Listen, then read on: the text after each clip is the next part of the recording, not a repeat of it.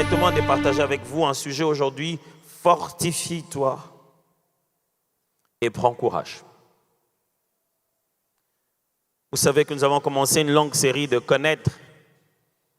Et je bénis Dieu pour le merveilleux message de cette semaine du pasteur Kali jeudi et dimanche.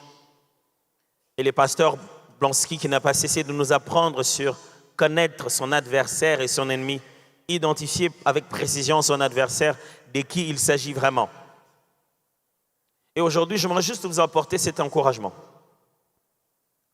Fortifie-toi et prends courage. On va lire Josué chapitre 1 du 1er au 9e. Après la mort de Moïse, serviteur de l'Éternel, l'Éternel dit à Josué, fils de Nun, serviteur de Moïse: Moïse, mon serviteur, est mort. Maintenant, lève-toi, passe ce Jourdain, toi et tout ce peuple, pour entrer dans le pays que je donne aux enfants d'Israël. Tout lieu que foulera la plante de votre pied, je vous le donne, comme je l'ai dit à Moïse. Vous aurez pour territoire, depuis le désert et le Liban jusqu'au grand fleuve, le fleuve d'Euphrate, tout le pays des Hétiens et jusqu'à la grande mer vers le soleil couchant. Nul ne tiendra devant toi tant que tu vivras. Je serai avec toi comme j'ai été avec Moïse. Je ne te délaisserai point, je ne t'abandonnerai point. Fortifie-toi et prends courage.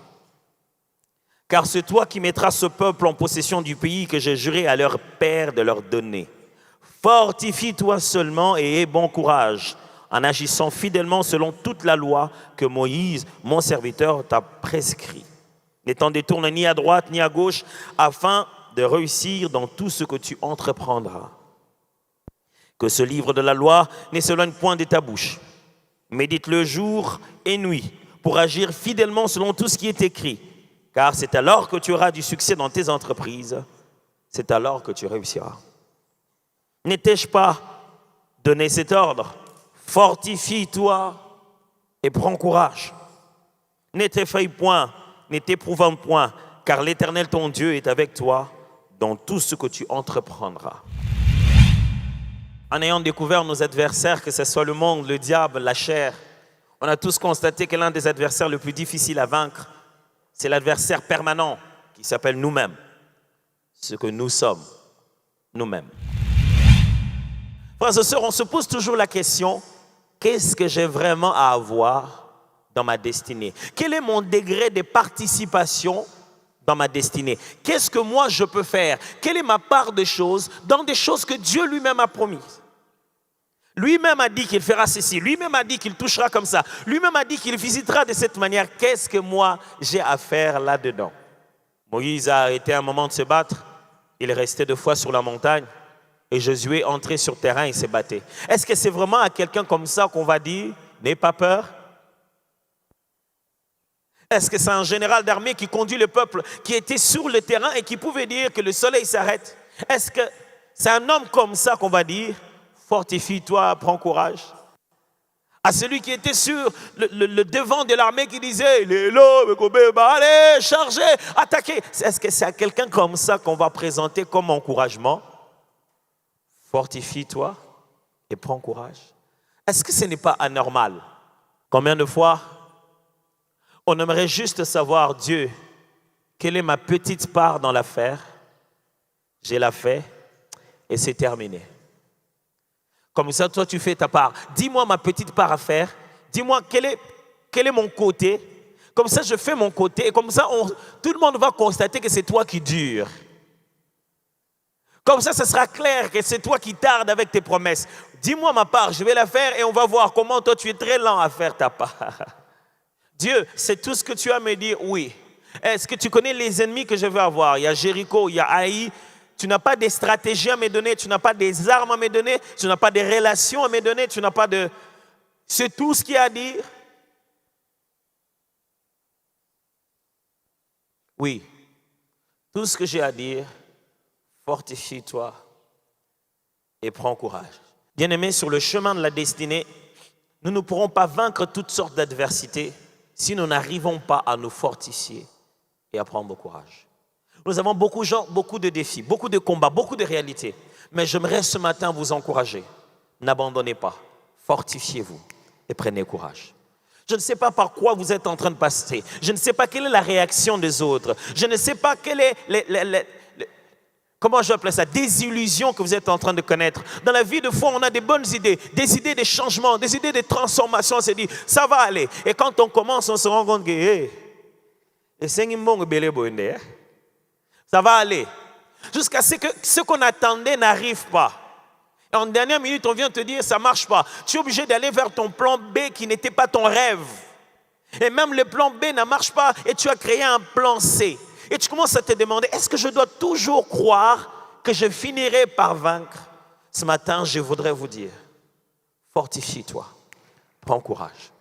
Peut-être que vous avez déjà placé des stratégies. Les premières stratégies ont fonctionné jusqu'à 50% et vous n'avez plus de ressources. J'aimerais juste vous dire, fortifie-toi et prends courage. La plupart des fois dans la Bible, Dieu nous parle et il sait ce que nous devons faire. Devant l'adversaire, devant les combats, devant des défis, devant des sujets d'encouragement, il sait ce que nous devons faire. Et écoute ce qu'il dit, fortifie-toi. Mais voilà ce que nous disons, Seigneur, fortifie-moi. Dieu, tu ne sais pas que sans toi on ne peut rien faire. Seigneur, si tu ne me soutiens pas, je ne sais rien. Oh Seigneur, soutiens-moi, Yahweh. C'est comme ça que nous prions. Quand ça va mal, nous disons, Seigneur, fortifie-nous. Lui, il dit, oh, fortifie-toi. Nous vivons une vie chrétienne où nous fouillons notre responsabilité de nous bâtir en nous-mêmes. Quand ça ne va pas, on se dit, le combat est extérieur, les attaques sont fortes. Seigneur, j'ai besoin de toi.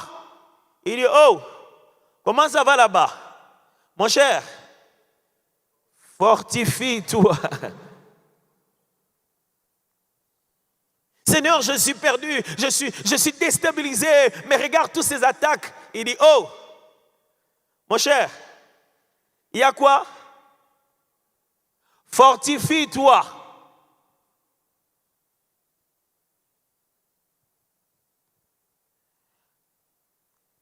Dans ma vie, je me suis réveillé plusieurs fois en me disant, je vais reprendre les sports. Et quand je reprends les sports, la seule chose que je me pose toujours comme question, c'est dire que je lui paye chaque fin du mois pour me faire du mal. Quand on prend un coach, lui, il ne fera rien. Il fait toujours 5 fois et il s'élève et dit, allez, ok, 1, 2, allez, 2. Ça va, encore 2. Et il compte. 1, 2, 3. Papa, on change de rythme pour la nuit. 4. 4 encore. Comment 4? Tu es comme les 6. Il peut que dire ça dehors. Il ne peut pas faire ça. Je suis venu pour devenir le meilleur de moi-même. Je ne l'ai pas engagé pour qu'il me rende fort. Je l'ai juste engagé pour qu'il me rappelle. Fortifie-toi. Il cherche un moyen. Il sait que la force dont j'ai besoin pour pouvoir faire la prochaine fois, elle n'est pas externe. La force dont j'ai besoin pour faire 6, 7, ça ne vient pas de lui. Mais ce qui est étonnant, c'est qu'à 5, 3, 2, 4, on avait l'impression qu'on ne va pas arriver à 10. Après, il dit, allez, 10. Ah. Au lieu de te laisser te reposer, il te dit, lève-toi. Fais les 100 pas. Allez. Continuez, on y va.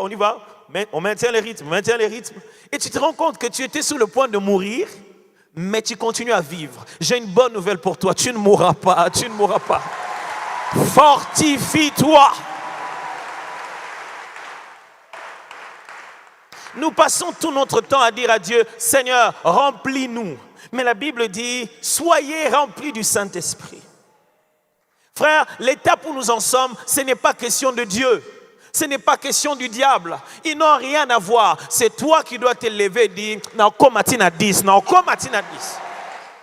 les premiers exercices, je les faisais avec esthétique.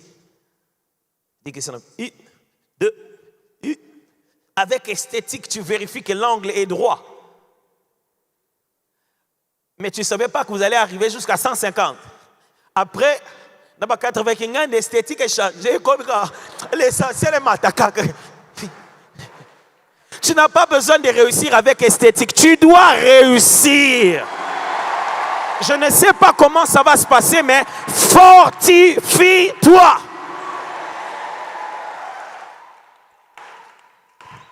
Vous savez, quand vous jouez au foot, même à Tochebia par hasard, et tout tient dans mon Congo. Et Zabi. C'est-à-dire, Nasopi Moutouté, Betska Bale, tout ce dans mon Congo. Combo Nangane Mouteche, Moukongo Nangeche. J'ai une bonne nouvelle pour toi. Même dans mon Congo, Pam, Ogocha. Ça ne peut pas s'arrêter comme ça. Fortifie-toi. Dieu dit, les problèmes n'est pas au niveau de l'adversaire, c'est au niveau de toi. Ressaisis-toi. Tu n'as pas besoin de moi, tout est là avec toi. Ressaisis-toi. Début de notre mariage, ma femme et moi, on a changé plusieurs endroits où habiter, vous savez, au fur et à mesure que la famille grandissait. Et au moins dans chaque maison où nous sommes allés, on a cassé les portes. Toujours. Parce que les sacs des femmes sont remplis de clés, sauf celles dont on a besoin au moment où on en a besoin. Quand on arrive, on dit, maman, fais-moi les appuis. Chérie, fais-moi les appuis. On va chercher, il n'y a pas de clé. Ok, on casse la porte. Quand on casse la porte, la clé se voit au même endroit où on était en train de chercher. Depuis lors, j'ai refusé de casser les portes. On n'a qu'un seul but. On se concentre sur le sac. Dans tous les cas, on sait que c'est là dedans. Maintenant, on ne passe plus de problème avec les problèmes n'est pas la porte, les problèmes dans les sacs. Maintenant, dès qu'elle me dit, oh chérie, j'ai oublié. Attends. Plusieurs fois, on est sorti de la maison. Elle peut dire, j'ai oublié mon téléphone. Je tourne, je rentre. Quand on arrive, dès qu'on arrive, les téléphones se voient dans les sacs. Donc, à partir de ce moment, on ne tourne plus. On ne tourne plus. Quand on dit que j'ai oublié mon sac, je gare à côté. On cherche dans les sacs. Les sacs en a. Mais frère, ce n'est pas chez le diable. Tu n'as pas besoin de délivrance. Reste-toi là même. C'est dedans. Ce qui t'embarrasse, ce qui te dérange, ça ne viendra pas d'ailleurs. Dieu dit, tu l'as. Fortifie-toi. La question est celle de savoir comment se fortifie-t-on? Que fait-on en tant qu'enfant de Dieu pour être fort? À quel niveau on se fortifie? En lisant le texte de Josué, Dieu utilise un terme, il dit, ne t'ai-je pas dit, fortifie-toi, prends courage, ne t'effraie point, ne t'éprouvante point. Il démontre que la force qu'il veut que Josué puisse avoir n'est pas d'abord une force physique. Il lui demande de se fortifier dans son équilibre émotionnel, dans son état psychologique et dans sa nature spirituelle. Se fortifier ici, ce n'est pas fortifier avec nos mains, mais fortifier notre état d'esprit, fortifier notre façon d'appréhender les choses, fortifier notre conscience, fortifier notre mental, fortifier notre état psychologique, fortifier l'homme intérieur. Ton problème, ce ne sont pas les démons. Le problème, c'est que ta volonté, tu l'as affaiblie. Ton problème, ce n'est pas qu'est-ce que le diable est en train de faire. Ton problème, c'est que toi-même, tu n'es plus clairement résolu. Comment on se fortifie? Je vais vous proposer 4 façons. Mais avant de cela, je vais quand même vous dire qu'est-ce que ces 2 mots veulent dire. Fortifier. Et les mots-là, qui est là-bas en hébreu, veut dire rester ferme dans son devoir sans se laisser distraire de gauche et de droite. Rester ferme dans son devoir, ce que je suis en train de faire comme tâche, sans que rien ne puisse me distraire, ni de gauche, ni de droite. Il dit, reste ferme sur ce que tu es censé faire. Aie un sens de priorité. Concentre-toi à l'essentiel. Mes frères et sœurs, l'une des choses qui nous empêche d'atteindre les objectifs de Dieu dans la vie, c'est la distraction. Les hommes nous amènent la distraction. Le diable nous amène la distraction. Écoute-moi bien. Quand tu as la statue à battre, et cette distraction, fortifie-toi. Prends courage. Ne va pas chercher ce que tout le monde dit de toi. Toi, fortifie-toi. Dans ce monde, il y a tellement de distractions pour nous empêcher de faire ce que Dieu veut. Le commentaire sur Facebook. Maintenant, c'est plus sur Facebook, c'est sur les statuts des gens. Donc, première photo, il dit une chose, deuxième photo, il dit. Donc, la suite, vous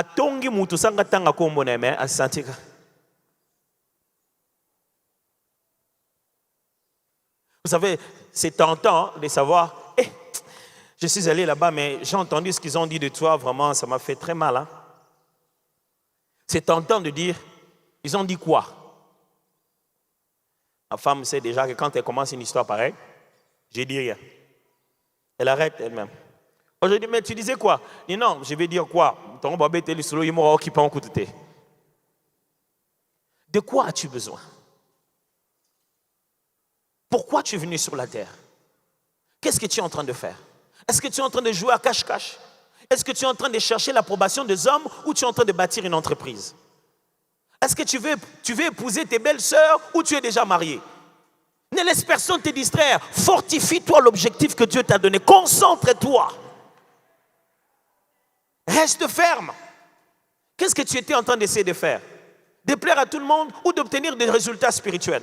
Si tu obtenais des résultats spirituels, Nat, ne laisse pas les gens te distraire. On raconte l'histoire d'un homme de Dieu qui s'appelait Smith Wigglesworth. Il était anglais d'origine. Un jour, pendant qu'il dirigeait un service de guérison, il y avait un homme qui était paralysé, qui était là, qui était maigre, qui était dans une chaise roulante, qui était vraiment malade, vraiment très malade. Alors la première des choses qu'il a fait, il est venu prier pour lui. Il a demandé de se lever, prier pour lui, il a prié pour lui. Il a demandé de se lever. Il s'est levé, après, il est tombé. Il a repris encore. Il a prié, il a encore demandé. Le monsieur était faible, donc quand il le levé, tombé encore. Il a repris encore la troisième fois. Vous savez, la première fois, quand vous priez pour quelqu'un, vous avez l'approbation, vous avez le secours de toute l'église. Oh là, quand il tombe, 50% s'en vont. Il se transforme en spectateurs. Vous gardez les intercesseurs qui ne sont plus en train de prier Dieu, mais qui sont en train de prier pour que la troisième fois, vous perdez tout le monde. On est en train de chercher le plan B. Est-ce que vous filmez? La troisième fois, le monsieur est encore tombé. Il y avait quelqu'un dans l'assemblée. Vous savez, c'est très facile de quitter de la foi à l'incrédulité en quelques secondes. Il a crié très fort. S'il a recrié sans lingala, il allait dire Ozanga Mawa. Mais comment tu peux faire souffrir quelqu'un comme ça? Tu vois que ça ne marche pas.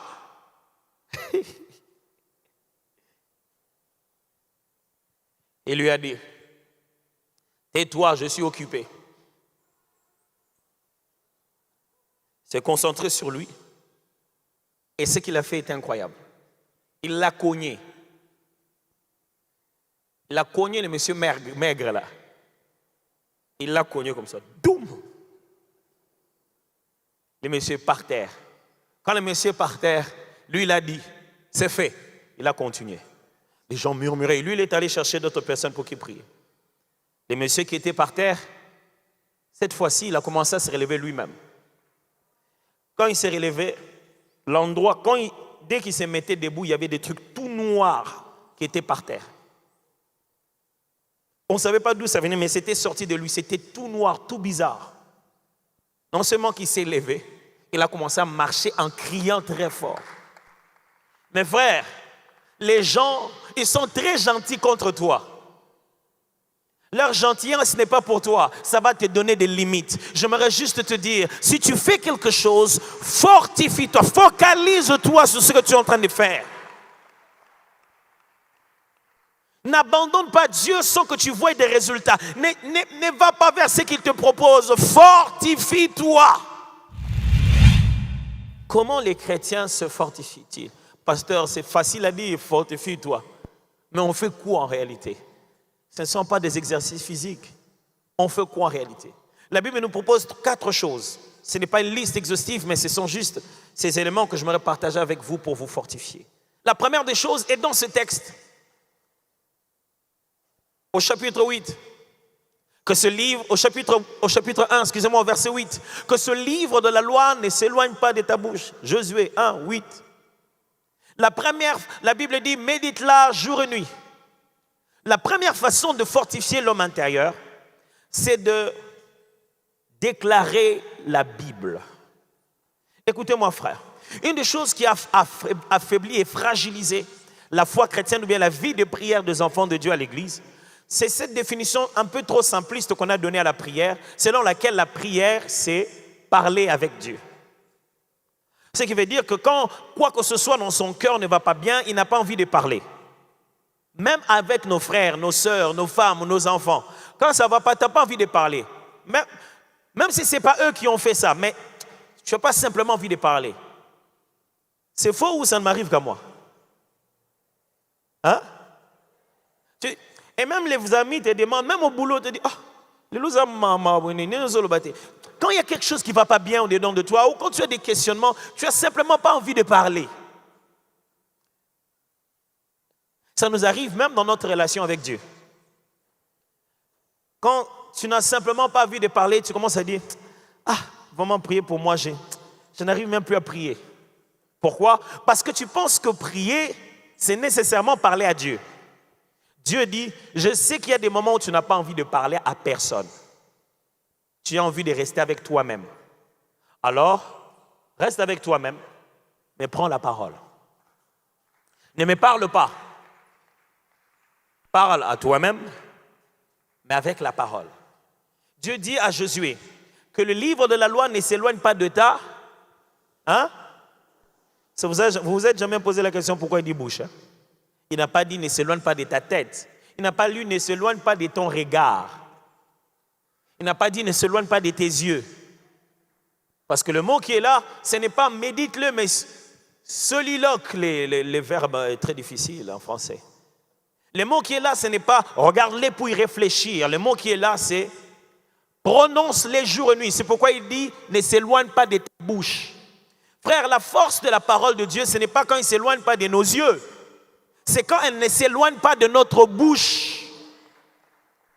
Quand ça ne va pas, que tu as besoin de te fortifier, prends les textes. On publie les méditations chaque jour sur la page de l'église. Prends les textes. Cherche un texte, celui par lequel ça te rassure. Cherche un texte de la parole de Dieu. Commence à les déclarer.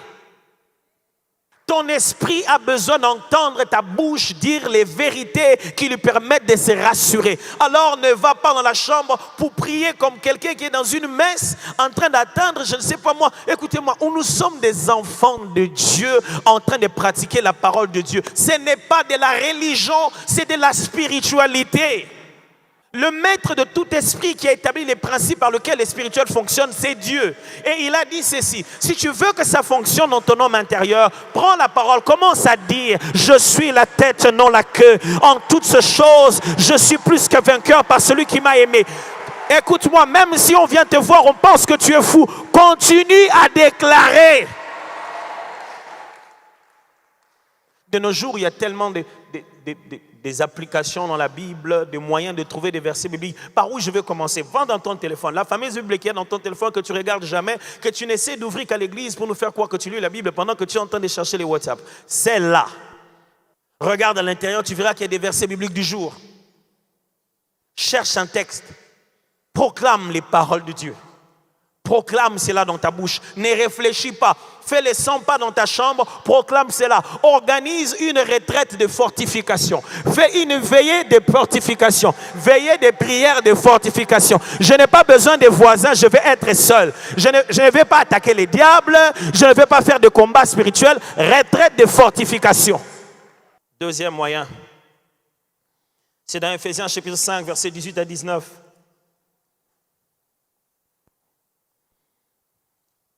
Ephésiens chapitre 5. En lisant ces textes, vous voyez bien que Paul est en train de dire, ne vous enivrez pas de vin, c'est de la débauche. Je n'aurai pas le temps de passer tout l'exégèse de ce texte. Mais elle dit, au contraire, Soyez remplis du Saint-Esprit. La question, c'est comment? Il leur dit, voilà de quelle manière on est rempli du Saint-Esprit. Ça, c'est le problème qu'il y a à l'Église. Quand on dit aux chrétiens, soyez remplis du Saint-Esprit, et ils disent, oh Seigneur, remplis-moi de ton esprit. Ils demandent d'être remplis du Saint-Esprit comme quand on demande de recevoir le Saint-Esprit. Deux notions différentes. Lorsqu'on n'a pas reçu l'Esprit, Jésus nous a dit, demandons. Lorsqu'on a reçu l'Esprit, Paul nous dit, soyez remplis, c'est-à-dire, vous savez comment faire le plein. Et les chrétiens se disent, si je ne suis pas rempli, ce n'est pas ma faute, c'est Dieu qui ne m'a pas rempli. Oh, Dieu dit, non, non, non, vous là-bas, comment ça va, ça va. Allez, soyez remplis du Saint-Esprit. Alors Paul dit, si vous voulez être rempli, si vous voulez être fortifié, si vous voulez vibrer, devenir fou, chantez des cantiques, des psaumes, des cantiques spirituels, des hymnes. Mes frères et sœurs, on ne chante pas pour le plaisir de chanter. Non. Le chant et la musique n'a pas commencé aujourd'hui. Lorsque Dieu plaçait les fondements de la terre, les anges rendaient des louanges. Dieu et la musique, Dieu et les chants, la musique n'est pas une chose qui va rester ici. J'ai déjà entendu les gens dire non, la musique va rester, nous irons dans l'éternité. C'est faux. Lorsque nous irons dans l'éternité, la Bible dit nous serons en train de chanter les cantiques de l'agneau et les cantiques de Moïse. Jusqu'à l'éternité, on va continuer à chanter. Je ne sais pas ce que Dieu a mis dans la musique, mais il y a quelque chose qui fait que quand on se met à chanter les vrais cantiques de Dieu, Nzembo ya Nzambe. Troisièmement,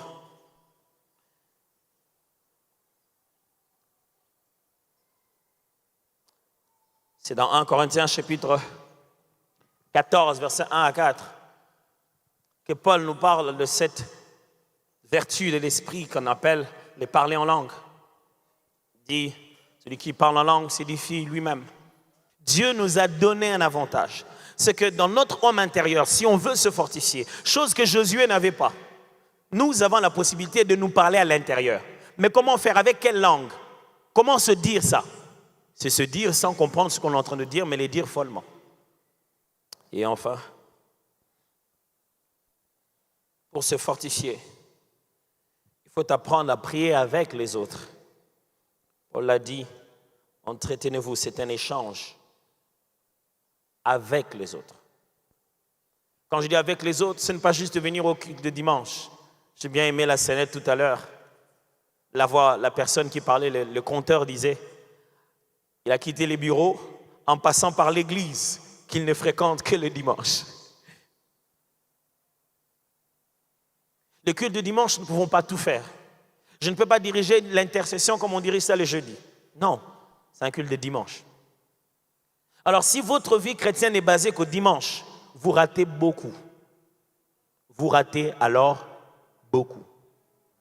Mon frère, se fortifier, c'est se donner du temps à soi-même pour devenir fort. C'est se donner du temps à soi-même. Frère, ne donne pas trop de temps à essayer de savoir quel est l'adversaire. Donne-toi du temps à te fortifier, à devenir fort. Et quand tu ne l'es pas, cherche des amis. Cherche des frères et des sœurs. Dis-leur, est-ce qu'on peut prier? Je vous assure, quand vous revenez d'un petit moment de prière, je ne parle pas de la prière de masse comme ça. Vous étiez 4, vous étiez 5, vous étiez 10. Quand vous avez fini de prier, vous avez l'impression que Jésus doit venir aujourd'hui. Vous vous sentez prêt. Il fut un temps, chaque samedi matin, on priait avec le pasteur Roland. J'étais toujours fasciné dès les premiers jours de voir ce grand monsieur, comment il devient un petit enfant dans la prière. Il prie vraiment comme un petit enfant. Et il y a des choses qu'il dit à Dieu, je dis, Seigneur, est-ce que tant sur le monde on a net zoba mobo papa makamona lobano yangote. Donc comment tu m'écoutes, parce que s'il y a des gens qui te disent ça, c'est que moi je te dis là c'est quoi? Le bon côté dans la prière, il n'y a pas de droit d'auteur. Quand il a parlé comme ça, les choses qu'il a dit, Zwango me mango pa na onanda robi Seigneur. Il regarde aux choses que le pasteur Roland disait. Je vais te dire les choses qu'il te disait là. Il y a des gens, quand vous priez avec eux, ils vous remplissent des verbes, des mots. Quand ils prient, un moment, on dit écoute ici au Tchouki, même quand tu étais fatigué, hey Seigneur, ça c'est bon ça. Quand quand il prie avec son témoignage. Tu te dis, moi je me plains pour rien. Il y a des gens qui sont passés par là. Et lui, il est comme ça, mais il est passé par là. Ah non, Seigneur. Seigneur, ça va aller. Ça va aller. Seigneur, ça va aller. Je ne vais pas reculer. Je vais me fortifier. Frères et sœurs, j'aimerais vous dire, la responsabilité est de notre côté. Ce n'est pas l'ennemi ni au Seigneur. C'est à nous de nous fortifier. Tout est là. Fortifie-toi. Le Seigneur te le dit ce matin. Fortifie-toi. Arrête d'être distrait. Fortifie-toi. Ne laisse pas cela te ronger. Fortifie-toi. Ne laisse pas cela te distraire. Fortifie-toi. Ne laisse pas les calendriers te perdre. Fortifie-toi. Ne laisse pas les pronostics des gens te distraire. Fortifie-toi. Ce n'est pas encore terminé. J'ai toujours été étonné quand je regarde des matchs de football. Des équipes qui sont menées à 15 minutes avant la fin, 5-0. Moi, normalement, à partir de ce moment-là, je ne regarde déjà plus. Le match est sinon. 15 minutes avant la fin. Mais tu le vois. Dès que le ballon va en dehors de la touche, ils vont chercher. Rapidement. Ils marquent un but et ils sont contents. 5-1. Et ils se fortifient. Ouais, ça va aller, allez. Préparez-vous. Papa, il reste que 10 minutes et vous avez 4 buts. Mais on est encore sur le terrain. Même un chien vivant vaut plus qu'un lion mort. Ah, mais ça est l'âge de maman comme moi. Je suis encore vivant. Même à 1000 ans, si je suis sur la terre, les promesses de Dieu, je dois les voir. Ce n'est pas encore fini tant qu'on n'a pas encore sifflé. Et tant qu'il n'a pas encore parlé, je me fous de ce que les gens sont en train de dire. J'attendrai que les derniers mots viennent de lui.